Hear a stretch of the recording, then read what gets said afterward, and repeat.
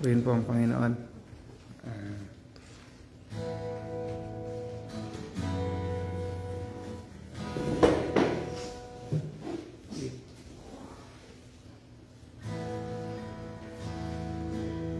Saan pa, bago po tayo ay tuluyang mag-aral ng salita ng Panginoon, tayo po muna ay mawit sa Panginoon.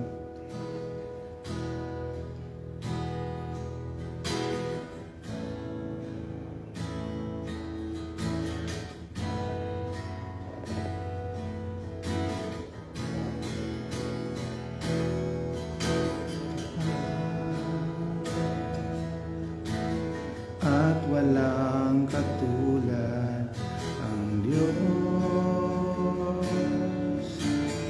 Kahit anumang sitwasyong dinadaanan, siya nagkulang.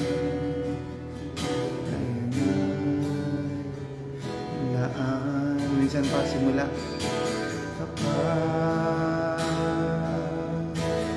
at walang katulad ang Diyos. Kahit anumang sitwasyong dinaraanan, di siya nagkulang. Biyaya niya'y daan, kahangahan ng Diyos, karapat dapat sambahin ng lubos. Mga kamay tinataas, patunay na di niya iniwan, at tanda ng pagsuko ng aking buhay sa Diyos, na walang kapantay. Kahangahangang Diyos, kahangahangang Diyos, karapat dapat sambahin ng lubos. Mga kamay tinataas, patunay na di niya iniwan, at tanda ng pagsuko ng aking buhay, na walang kapantay. Purihin kayo, Panginoon. Hallelujah. Maraming salamat, Panginoon, sa umagang ito. Kami, Panginoon, ay patuloy, O Diyos, na makapagpuri sa inyo. Patuloy, Panginoon, na makapag-aral ng inyong mga salita. Dalangin namin, Panginoon, sa umagang ito, sumagana, Panginoon, ang inyong pagkilos, sumagana, Panginoon, ang inyong pagsama sa aming kalagitnaan sa aming pag-aaral. Maraming salamat, Panginoon, at kami, Panginoon, ay binigyan niyo ng panibagong pag-asa, panibagong buhay, Panginoon. Sa pagising pa lang namin, Panginoon, ito ay panibagong pag-asa na, Panginoon, para sa amin. Maraming salamat, Panginoon, sa umagang ito. Patuloy kami, Panginoon, humihiling ng inyong pagkilos sa aming kalagitnaan, sa pag-aaral ng inyong mga salita. Mahalubos kami na nagtitiwala na kami ay inyong pangungunahan. Maraming salamat, O Diyos. Pinupuri namin kayo at pinapasalamatan sa pangalan ng Panginoong Hesus. Amen. Purihin po ang Panginoon, at sa umagang ito tayo po ay mag-aaral ng salita ng Panginoon. Kung bawat isa po ay may hawak na aklat ng kasulatan, ay inaanyahan ko po na makipagbukas sa akin sa aklat po ng Efeso.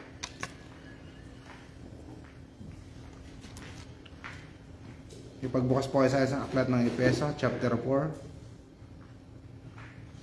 verse 31 hanggang 32.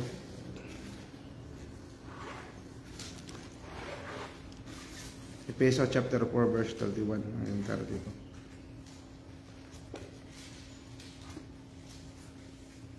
Sige po, kung nasumpungan na po ng bawat isa, basahin po natin ng sabay-sabay. Sabi po dito, alisin nyo ang anumang samaan ng loob, galit, pag-aaway-away, pambubulyaw, paninira sa kapwa, pati rin ang lahat ng uri ng masasamang hangarin. Verse 32, sa halip, maging mabait kayo at maawain sa isa't isa, at magpatawad kayo sa isa't isa, gaya ng pagpapatawad ng Diyos sa inyo dahil kay Kristo. Purihin po ang pagbabasa ng salita ng Panginoon. At kung mapapansin po natin dito, ang sinabi po ni Apostol Pablo ay nangyayari po kasi ito sa loob ng iglesia. Ano po?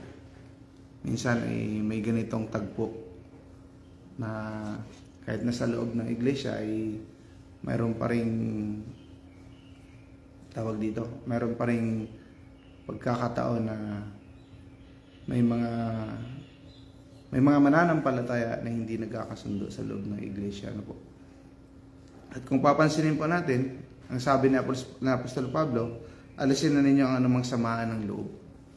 At nakakalungkot ito sa atin ng mga mananampalataya kung nangyayari pa rin ito sa loob ng iglesia. Ano po? At kung unawain natin, ang sabi po diyan, marami pong sinabi po dito.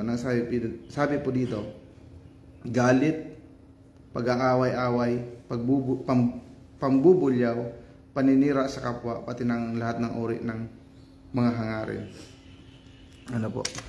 At alam nyo, napakahirap nito na sa loob ng iglesia ay nagkakaroon ng ganitong pagkakataon. Ano po? Magkakasama kayo sa loob ng church, pero nakakalungkot, yun pala ay mayroon nagkakaroon ng samaan ng loob. Sa halip, ano ang sabi po ng salita ng Panginoon? Babasahin ko pa po sa 32. Ang sabi po dyan, sa halip, maging mabait kayo at maunawain sa isa't isa.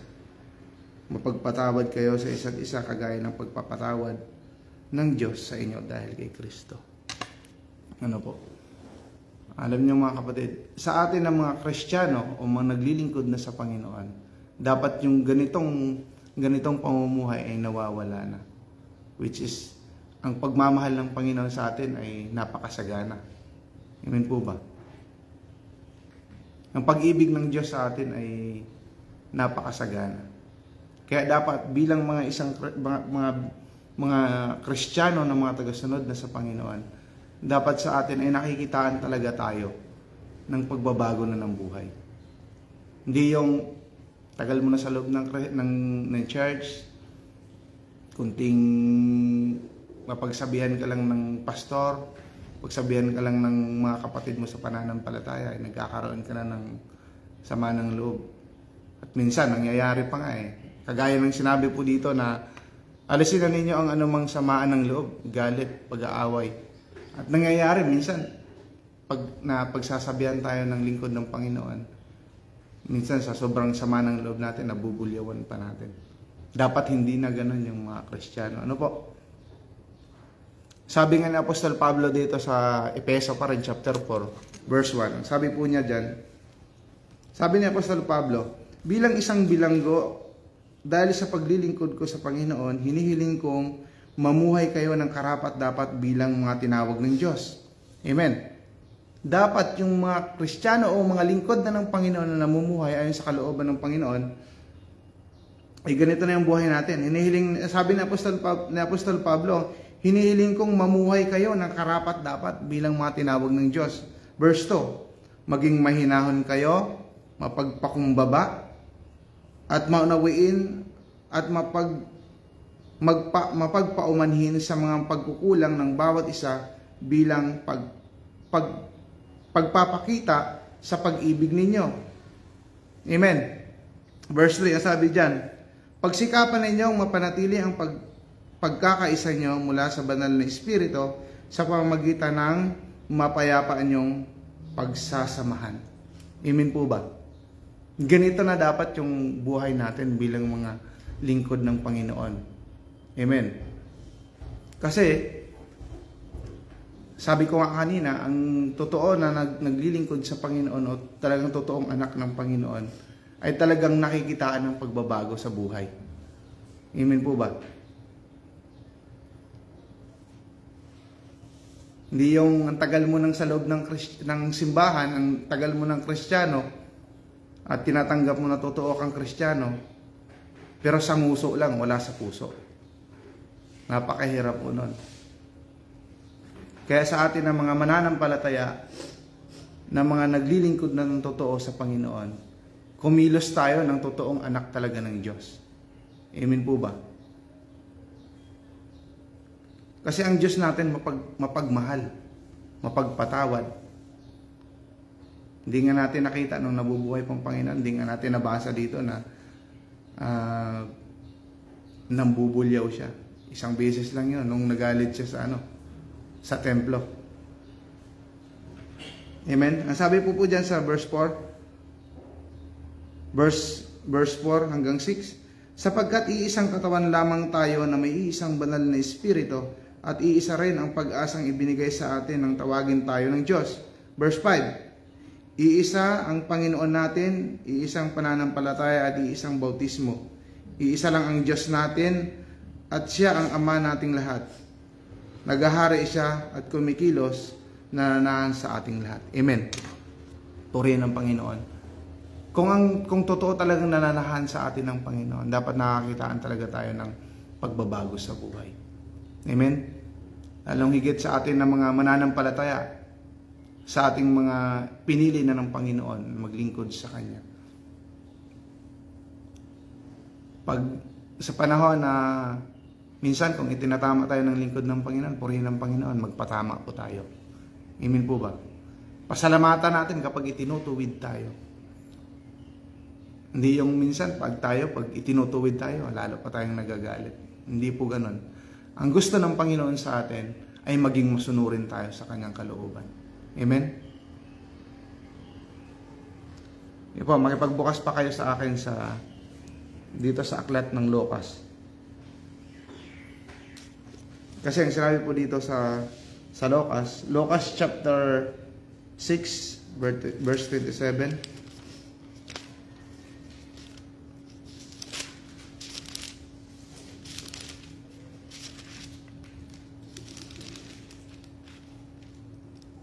Lucas 6:27. Ang Panginoong Hesus mismo ang nagsabi dito. Sabi po dito ng Panginoon, ngunit sinasabi ko sa inyo na mga nakikinig sa akin, mahalin ninyo ang inyong kaaway, maging mabuti kayo sa mga galit sa inyo. Dito po muna tayo sa verse 27. Ang sabi po dito, napakaliwanag po ng sinabi ng Panginoong Hesus. Sabi ng Panginoon, ngunit sinasabi ko sa inyo mga nakikinig sa akin, mahalin ninyo ang inyong mga kaaway, maging mabuti kayo at maging mabuti kayo sa mga galit sa inyo. Purihin po ang Panginoon. At kagabi sa revival dito sa Lucho, napakabuti po ng mensahe ng Panginoon. At parang nabanggit din po ito kagabi. Na sabi nga sa mga basic muna tayo na utos ng Panginoon na kailangan nating sundin. Amen? Nasabi po dyan, paulit-ulit po ako, nasabi po dito, ngunit sinasabi ko sa inyo, sa mga nakikinig sa akin, nakikinig po ba tayo sa Panginoon? Ito pong sinasabi ng Diyos, maging mabuti kayo sa mga galit sa inyo. Verse 28, pagpalain ninyo ang mga umalipusta sa inyo, at idalangin ninyo ang mga nagmamalupit sa inyo. Purihin po ang Panginoon.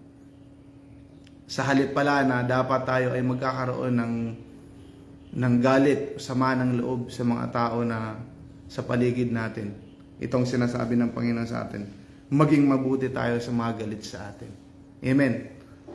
At ipanalangin din natin sila. Alala ko, lagi kong nababanggit na ang iba kasi pag nagpanalangin, Kristiyano na to ganitong panalangin, madapa ka sana. Imbis na ipapanalangin mo na maging maayos yung buhay ng tao, makakilala sa Panginoon, iba yung nagiging panalangin natin sa kanila.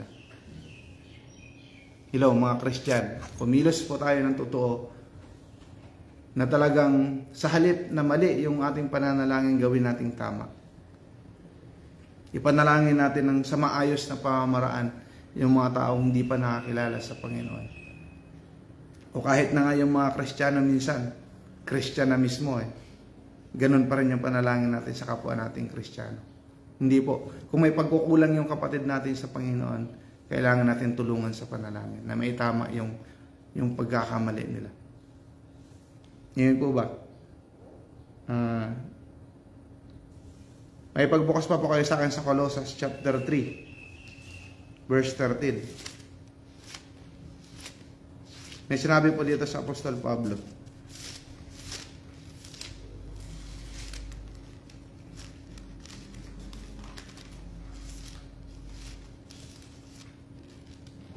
Sabi po sa Colossus 3, chapter 13 hanggang 15.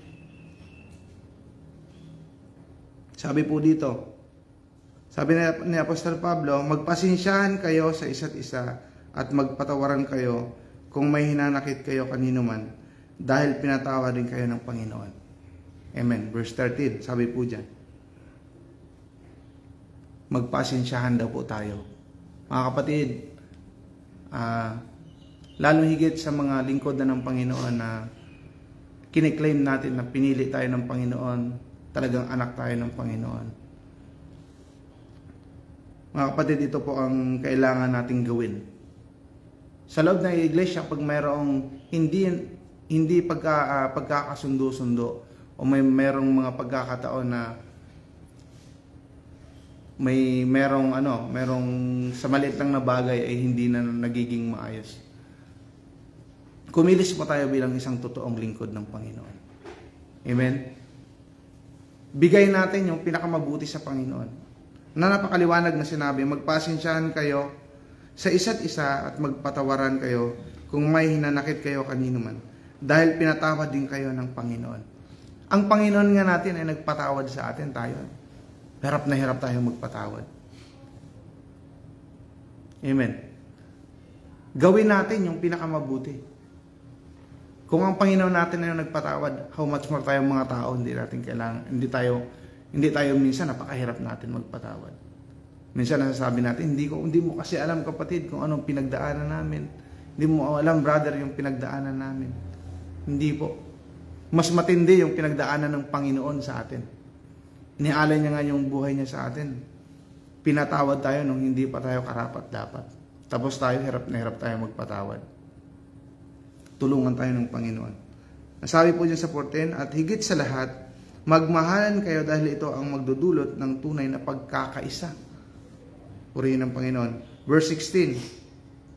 Verse 15. Paghariin ninyo sa mga puso ninyo ang kapayapaan ni Kristo, sapagkat bilang mga bahagi ng iisang katawan, tinawag kayo ng Diyos upang mamuhay ng mapayapa. Dapat din kayong maging mapagpasalamat. Purihin po ang Panginoon. Talagang napakabuti po ng Panginoon. Amen po ba? Hallelujah.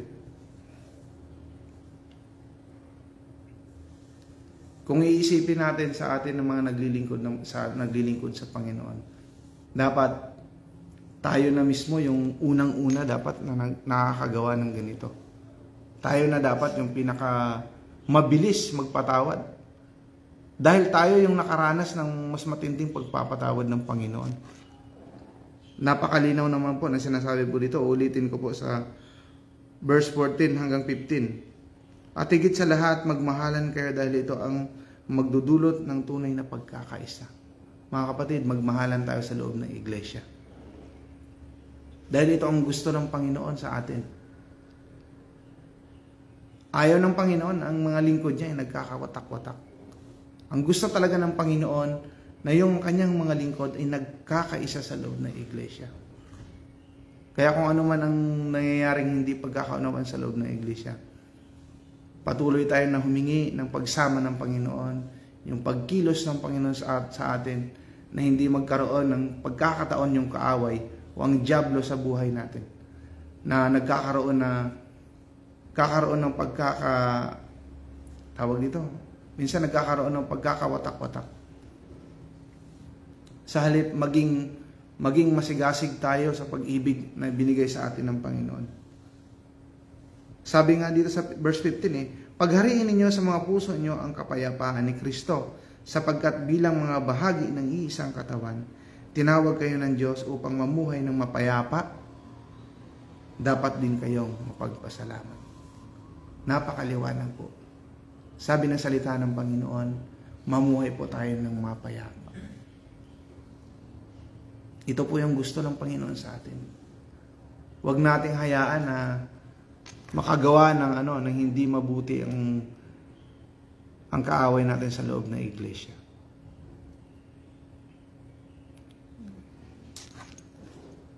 May pagbukas pa po kayo sa akin dito po sa aklat ng Efeso. Balik po tayo sa Efeso chapter 5. Sa Efeso chapter 5 verse 1 hanggang 5. Ito pong sinasabi na dito sa kasulatan. Wala daw po tayong ibang tutularan kundi ang ating Panginoon. Amen? Sabi po diyan sa chapter 5 verse 1, tularan niyo ang Diyos dahil ang lahat ng minamahal niyang mga anak. Mamuhay kayo ng may pag-ibig sa kapwa. Tama. Mamuhay kayo ng may pag-ibig sa kapwa tulad ng pag-ibig sa atin ni Kristo. Inalay niya ang sarili niya para sa atin bilang mabangong handog sa Diyos. Purihin po ang Panginoon. Napakabuti po ng Panginoon sa atin. Kaya dapat wala tayong ibang tinutularan, hindi si pastor, hindi si brother, hindi si sister. Ano po? Kundi ang dapat nating tularan ay ang ating Panginoon. Nang sinabi ng Panginoon, anong sinabi po dito? Tularan niyo ang Diyos dahil kayong lahat ay mga minamahal niyang mga anak. Mga kapatid, purihin natin ang Panginoon. Hallelujah. Napakabuti po ng Panginoon. Wala pong tayong ibang dapat natutularan. Ang sabi po dyan, mamuhay kayo ng may pag-ibig sa kapwa tulad ng pag-ibig sa atin ni Kristo. Gaano ba tayo inibig ng Panginoon? Gaano ba tayo inibig ni Kristo? Na nung tayo hindi pa karapat dapat, minahal tayo ng Panginoon. Ngayon, kapatid lang natin na parang pag nakita lang natin, hindi na natin matanggap yung pagmumuka. Parang ayaw na natin sa Kanya. Tayo nga napakatindi pang nang ginawa natin nang hindi tayo nakakilala sa Panginoon. Pinatawad tayo ng Panginoon. Kaya sa mga lingkod ng Panginoon, ina-encourage ko po ang buhay ng bawat isa. Tayo po bilang mga lingkod na ng Panginoon na totoong naglilingkod sa Panginoon. Dapat wala tayong ibang tinutularan kundi ang buhay ng Panginoon. Kung gaano siya kabuti sa atin, kung gaano siya nagmahal sa atin, nawa ganun din ang mangyari sa atin. Sa mga taong hindi karapat dapat ibigin, parang tagal na nitong Kristiyano Minsan, parang iniisip natin, nakakahiya ang Kristiyano na to. Walang pagbabago ang buhay. Pero ganun pa man, pasalamatan natin ang Panginoon na umibig sa atin. Nawa tayong mga naglilingkod ng totoo sa Panginoon ay sumagana sa atin yung pag-ibig ng Diyos. At tayo ay kumilos ayon sa kapamaraan ng Panginoon.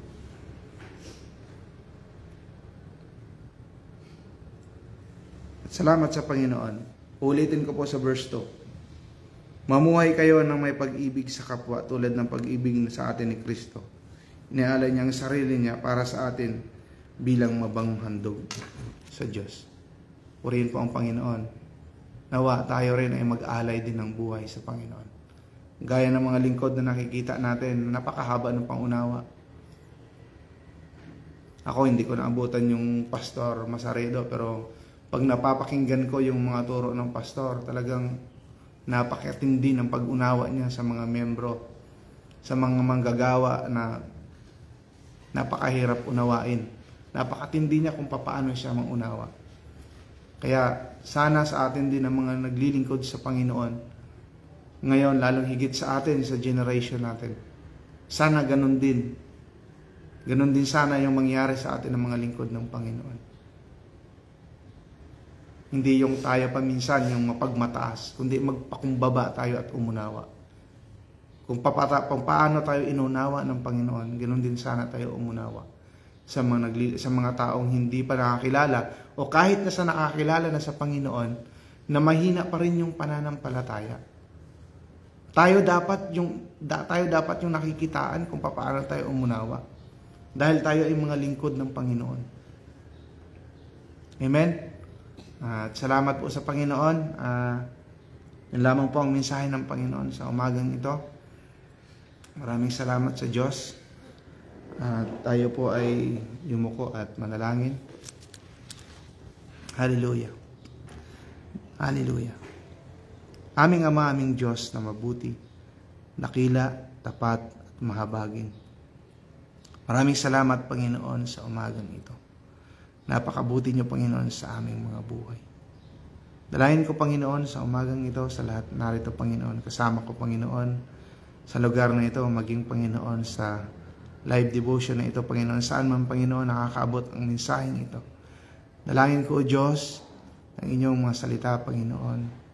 Nawa ito, Panginoon, ay tumanim sa aming mga puso at isipan. Napakabuti niyo, Panginoon. Alam namin, Panginoon, na marami kayong magagawa sa buhay namin. Tulungan niyo kami, Panginoon, kung kami nahihirapan sa mga kapatid namin na nakikita namin na parang walang pagbabago. Tulungan niyo kami, Panginoon, na magkaroon, Panginoon, ng mas mahabang pangunawa. Tulungan niyo kami, Panginoon, na magkaroon ng pag-ibig na kagaya ng pag-ibig niyo, Panginoon, na sumagana sa amin. Maraming salamat, O Diyos, dahil kayo ang Diyos na nangungusap. Kayo ang Diyos na nagtatama ng aming mga puso at ng aming isipan. Maraming salamat, Panginoon, sa umagang ito, sa inyong kapahayagan. Tulungan niyo kami, Panginoon, na makakapagpatuloy, Panginoon, sa lahat ng sitwasyon sa paglilingkod sa inyo. Anumang bagay, Panginoon, ang nagiging hadlang sa amin sa paglilingkod, tulungan niyo kami, Panginoon, na malagpasan ito sa tulong at pagsama ng inyong banal na Espiritu sa aming mga buhay. Tuloy niyo, Panginoon, pagpalain, Panginoon, ng mga kasama ko sa gawaing ito. Sa lahat, Panginoon, nakikinig sa devotion na ito, Panginoon. Patuloy ko, Panginoon, silang pinagpapala. Patuloy niyo, Panginoon, na samahan ang buhay ng bawat isa. Hallelujah. Wala pa kaming ibang hiling, Panginoon, kundi ang patuloy niyo kami, Panginoon, na samahan. Patuloy kami, Panginoon, na kilusin ng inyong banal na Espiritu. Hallelujah. Napakabuti niyo, Panginoon. Dalangin din namin, Panginoon, mamaya ang gawain, Panginoon, ng Lucio. Anniversary ng Lucio, Panginoon. Dalangin namin, Panginoon, pagsama, pagkilos, pangunguna ng inyong banal na Espiritu ay sumagana sa lugar na iyon. Kayo, Panginoon, mataas, maparangalan sa lugarin, Panginoon, ng Lucio mamaya. Maraming salamat, Panginoon. Ama, patuloy kayo, Panginoon, na nanalangin sa buhay, Panginoon, ng aming tagapagpanguna sa lugaring ito, sa bansa ng Taiwan, sa buhay ni Pastor Never at sa kanyang buong pamilya. Patuloy niyo po sila, Panginoon, na ingatan. Patuloy niyo po sila, Panginoon, palakasin sa pisikal at lalong higit, Panginoon, sa espiritual. Maraming salamat, Panginoon, sa kanilang buhay. Dahil, Panginoon, sa kanila kami, Panginoon, ay nakakilala sa inyo. Patuloy niyo po sila, Panginoon, nagabayan sa lahat, Panginoon, ng kanilang ginagawa. Ganon din, Panginoon, sa aming tagapagpanguna sa lugar na ito, Pastor Jonal. Patuloy namin, Panginoon, dinadalangin. Pastor Alin, patuloy niyo po sila, Panginoon, palakasin sa Espiritu. Maraming salamat, O Diyos. Pinupuri namin kayo at pinapasalamatan. Ito pong aming samit dalangin sa pangalan ng Panginoong Hesus, na aming tagapagligtas. Amen and amen. Tapos na po ang ating devotion. Maraming salamat po sa lahat. God bless po sa inyong lahat.